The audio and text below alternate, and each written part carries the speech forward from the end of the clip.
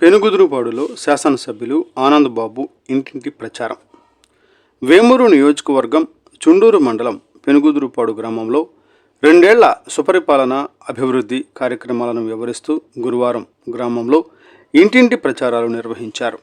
ఈ సందర్భంగా MLA Anandababu party రూపొందించిన కరపత్రాలను ఇంటింటికి తిరిగి మహిళలను అభివృద్ధి సంక్షేమ కార్యక్రమాలపై వివరణ అడిగారు. ఈ సందర్భంగా అమ్మాయిలు సానుకూలంగా స్పందించి ఆయనకు స్వాగతం పలికారు. ఈ కార్యక్రమంలో చుండూరు మండల పరిధిలోని పార్టీ నాయకులు, కూటమి నాయకులు తదితరులు పాల్గొన్నారు. కుంచే వెంకటేశ్వరరావు, టుడే టీవీ ప్రతినిధి, వేమూరు నియోజకవర్గం. రాజధాని నిర్మాణమే కాదు, రాష్ట్రం మొత్తం అభివృద్ధి చెందాలని, సమగ్రంగా రాష్ట్రం మొత్తం అభివృద్ధి చెందాలనే ఉద్దేశంతో అన్ని చోట్ల వీలైన చోట్లలో పెట్టుబడులు తేవటం, ఒక భోగాపురం ఎయిర్పోర్ట్ కానివ్వండి, పోలవరం ప్రాజెక్ట్ కానివ్వండి, కియా మోటార్స్. మరలా పంచాయతీ ఎలక్షన్స్ లో తెలుగుదేశం పార్టీని ఘన విజయంతో పెనుగుదురుపాడు నుంచి ఇవ్వాలని కూడా తెలియజేస్తూ సెలవు తీసుకుంటా ఉన్నాను.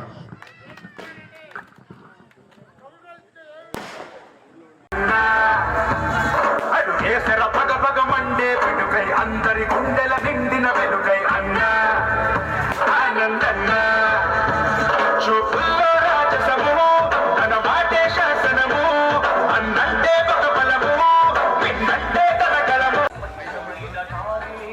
ఊరూరికి కానుకగా పక్కలేని సమాజాన్ని రేపటి పౌరులకి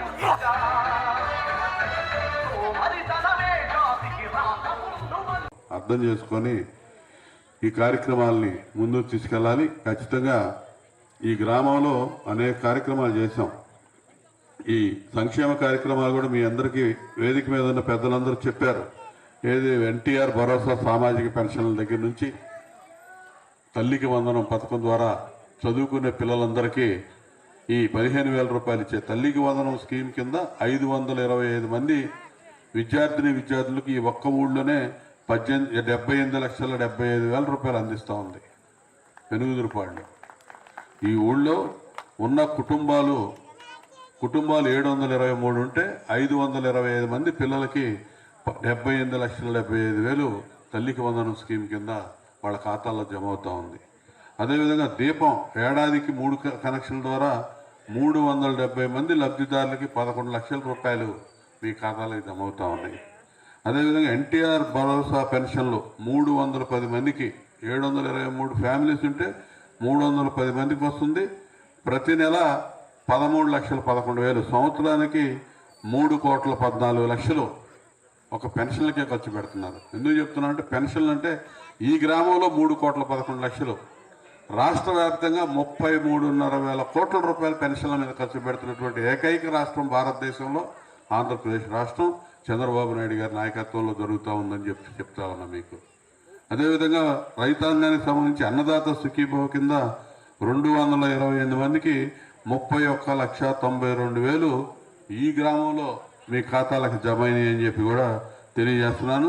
అదేవిధంగా శ్రీశక్తి మహిళలందరికీ ఉచిత బస్సు సౌకర్యం మీకు తెలుసు. రేపు లేదు ఎల్లుండికి సంవత్సరం ఆ ప్రోగ్రాం మొదలుపెట్టి కోట్లాది మంది స్త్రీలు ఆర్టీసీ బస్సుల్లో ఉచితంగా ప్రయాణం చేస్తూ ఉన్నారు. 1,000 కోట్ల రూపాయలు ఖర్చు అయ్యే పథకానికి ఇవాళ ప్రభుత్వం పూనుకొని నిర్వహిస్తూ ఉంది. అదేవిధంగా సీఎంఆర్ఎఫ్ ద్వారా దాదాపు ఈ గ్రామంలోనే చెప్పాడు సాయి 8 లక్షల రూపాయల దాకా మీకు అందించామని చెప్పి. ఇవి కాకుండా అభివృద్ధి కార్యక్రమాలు పాప కరపత్రాలు పంపిణీ చేసి ఏం చేశాం ఈ 2 ఏళ్ళు అనేది మీకు విడమర్చి చెప్పాలనేది కార్యక్రమం యొక్క ముఖ్య ఉద్దేశం. అయితే ప్రతి చోటకి ప్రతి ఇంటికి నేను తిరగడం అనేది అసాధ్యం. నేను కొన్ని గ్రామాలు మోడల్గా వచ్చి ఇక్కడ ఉన్నటువంటి నాయకులు కార్యకర్తల్ని వాళ్ళకు ఒక ఊపు ఉత్సాహాన్ని ఇవ్వడానికి ఈ కార్యక్రమం వినియోగించుకోవాలి తప్ప ఇక్కడ ఉన్నటువంటి నాయకులు ఈ కార్యక్రమాన్ని ముందుకు తీసుకెళ్లాల్సిన అవసరం ఉంది. ఎందుకంటే ప్రతిసారి కూడా చంద్రబాబు నాయుడు గారి నాయకత్వంలో ఎప్పుడు అధికారంలో ఉంది. ఎందుకంటే చంద్రబాబు నాయుడు గారు 4వసారి ముఖ్యమంత్రి. అధికారంలో ఉన్నప్పుడు భవిష్యత్తు ఆలోచనలతో ఎవరు చేయనటువంటి కార్యక్రమాలు చంద్రబాబు నాయుడు గారు చేస్తాడు. అభివృద్ధి కానీ సంక్షేమం కానీ ఈ రోజు ఉన్నటువంటి తరాలకి ఒక 20 ఏళ్ల తర్వాత 25 ఏళ్ల తర్వాత భవిష్యత్తు ఎలా ఉండాలనేది కూడా ఆలోచన చేసేటువంటి దూరదృష్టి గల నాయకుడు చంద్రబాబు నాయుడు గారు. కానీ చేసిన సరిగ్గా చెప్పుకోలేని పరిస్థితుల్లో మళ్ళీ ఓటమి చెందుతూ ఉంటాం. కొత్తాళ్ళు రాగానే ఒక్కసారి అనగానే ఏదో ఒకసారి చూద్దాం అన్నట్టు ప్రజలు మోసపోతూ ఉంటారు. ఒక్క ఛాన్స్ అని చెప్పి 2019 ఎన్నికల ముందు ఈ రాష్ట్రంలో తిరిగినటువంటి జగన్మోహన్ రెడ్డి ప్రజలు మోసపోయి అధికారాన్ని అప్పచెప్తే రాష్ట్రాన్ని సర్వనాశనం చేసి 20 సంవత్సరాలు వెనక్కి నెట్టేశాడు. ఎందుకంటే రాష్ట్రం అనేది కొత్తగా పుట్టిన రాష్ట్రం. 2014లోనే రాష్ట్ర విభజన జరిగి ఎంతో నష్టాల మధ్య ఏర్పడినటువంటి రాష్ట్రం ఇది. ఆ రోజు చంద్రబాబు నాయుడు గారు ప్రజలు అధికారం ఇచ్చారు. ఏమీ లేని రాష్ట్రంలో అన్నీ తీసుకొచ్చి పెట్టాడు. మెట్టు మీద మెట్టు పేర్చుకుంటా అభివృద్ధిని ముందుకెళ్లే పరిస్థితుల్లో ఒక్కసారిగా పీఠం లాగేసినటువంటి పరిస్థితి. చంద్రబాబు నాయుడు గారు నష్టపోయింది తక్కువ, తెలుగుదేశం పార్టీ నష్టపోయింది తక్కువ, రాష్ట్ర ప్రజలు రాష్ట్రం నష్టపోయింది ఎక్కువ. ఇవాళ 20 సంవత్సరాలు వెనక్కిపోయాం. ఈరోజు ఆర్థిక వ్యవస్థ అంతా 5 ఏళ్లు సర్వనాశనం చేశాడు. ఈ రాష్ట్రాన్ని కక్షలు, కార్పణ్యాలు, హత్యలు, అత్యాచారాలు, అక్రమ కేసులు, దౌర్జన్యాలు, దోపిడీలు, ఒక గొడ్డల పార్టీగా మొదలేసుకొని దౌర్జన్యాలతో ముందుకు నడిపించినటువంటి వ్యక్తి జగన్మోహన్ రెడ్డి. అది నేను చెప్పక్కర్లా, మీరు అందరూ తెలుసుకోబట్టే 5 ఏళ్లకే మళ్ళీ ఈ ప్రజా జీవితానికి పనికిరాడని ప్రతిపక్ష హోదా కూడా ఇవ్వకుండా బ్రహ్మాండమైన మెజార్టీలతో 175 సీట్లుంటే 164 సీట్లలో చంద్రబాబు నాయుడు గారి నాయకత్వంలో కూటమి పార్టీని గెలిపించారు. నేను చెప్పింది కాదు కదా, మీరు చెప్పిందే. ఎంత నమ్మకంతో ఇక పనికిరాడు, నాశనం చేశాడని నమ్మబట్టే, ప్రజలు విశ్వసించబట్టే మళ్ళీ చంద్రబాబు నాయుడు గారిని తీసుకొచ్చారు. ఈ వ్యవస్థలన్నీ కూడా నాశనం చేసి పెట్టాడు. అప్పటికి ఆ వ్యవస్థలన్నీ నాశనమైన వ్యవస్థను చక్కదిద్దుకుంటూ అమరావతి రాజధాని నిర్మాణం చేసుకుంటూ పోలవరం నిర్మాణాన్ని చేస్తూ పట్టిసీమ ద్వారా ఈ సంవత్సరం వర్షాభావ పరిస్థితులు పూర్తిగా నెలకొన్న రైతాంగానికి ఒక పక్కన చెప్తానే ఉన్నారు. ప్రభుత్వ పరంగా ముఖ్యమంత్రి గారు కూడా ఎల్నినో ప్రభావం, సూపర్ ఎల్నినో అనే ఈ వర్షాభావ పరిస్థితులు, కరువు పరిస్థితులు ప్రపంచవ్యాప్తంగా నెలకొని ఉన్నాయి. ఈ సంవత్సరం పంటలు చాలా కష్టంతో కూడుకున్న పని, వర్షాలు ఉండవని చెప్పి ప్రభుత్వం స్పష్టంగా చెప్తా ఉంది. అయినా కూడా మనం నాట్లు వేసాం. భగవంతుడి మీద కొంత నమ్మకం పెట్టుకోవాలి. కాస్త కూస్తో చంద్రబాబు నాయుడు గారి ఆలోచనతో, దూరదృష్టితో నిర్మాణం చేసినటువంటి పట్టిసీమ కనీసం గోదావరికి వరద వచ్చినా ఆ నీళ్లు ఏదో ఒక విధంగా లిఫ్ట్ ద్వారా తోడి తీసుకొచ్చి మనకు అందించడానికి ప్రయత్నాలు జరుగుతూ ఉన్నాయి. అప్పుడప్పుడు ఒక తడిస్తూ ఉన్నారు. ఇప్పటి వరకు పర్వాలేదు. కానీ దానివల్ల మీరు హడావిడి చేస్తే కుదరదు. ఎందుకంటే అసలు వాతావరణమే బాగున్నప్పుడు వర్షాలు పడిన ఎవరు తీసుకొచ్చి ఎవరు హయాంలో వేశారు?